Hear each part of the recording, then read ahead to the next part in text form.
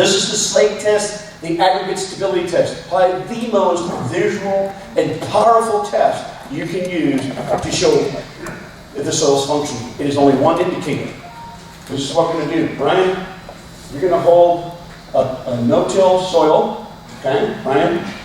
And you're going to hold, Russ, you're going to hold the tilled soil, okay? Now, these soils, I want to keep this in mind. One is no-till with covers, the other one's heavily tillage. A lot of tillage, no covers. Take a look at those soils, look at the color difference. Now, I will tell you, these soils are from different parts of the country, and I want you to try this on your own place. What you got to do, before you do the test, you get the dirt clods that you create by tillage, just a clod, or you can make your own clods, big up a shovel, get the top 4 or 5 inches, air dry it, and then what we're going to do is we're going to drop them in these long cylinders. I'll back up a little bit just so they can, now we're going to get ready to drop them in. Now, Brian is the no-till, low disturbance. Notice how I use the word low disturbance, kind of an ecological term. We don't want to disturb.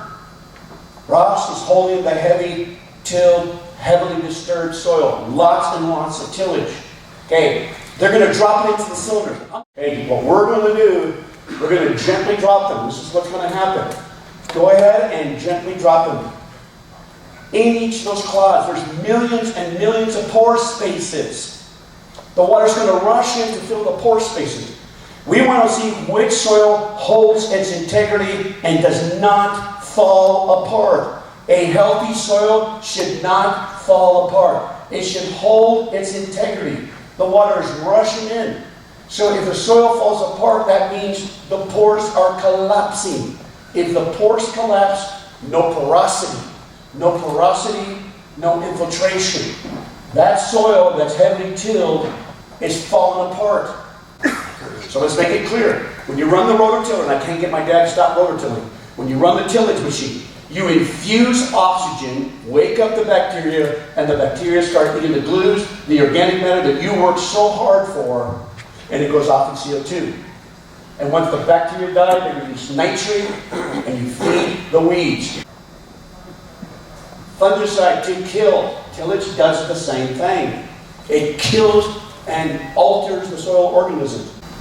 This one is becoming more like the forest and the prairie. This is where we want to be. We don't want to be here. This is why we're going broke as a people and as a nation. We can't afford this anymore. This is why we lose our nutrients. This soil requires less nitrogen. We can get away from it. We can cycle our own nitrogen. Now, let's take it a little further. Let's do this other demonstration. Mike, you ready? Mike, and then you put all this. Tom? Okay, okay, let's just continue that way. It's just easier. Okay, now here, we're going to create a miniature water cycle. Hold on a second, give me a second.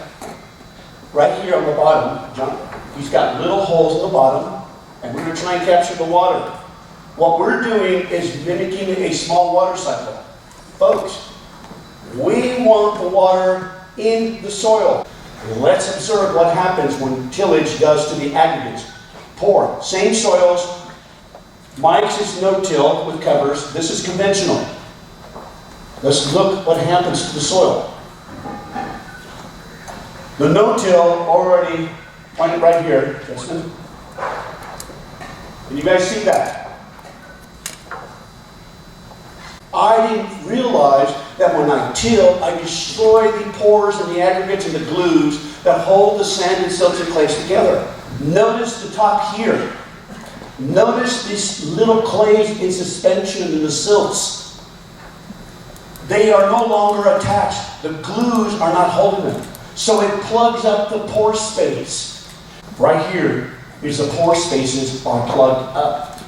The biotic glues are not holding the clays and the sands together, so they plug the soil up. So the first act of erosion is downward.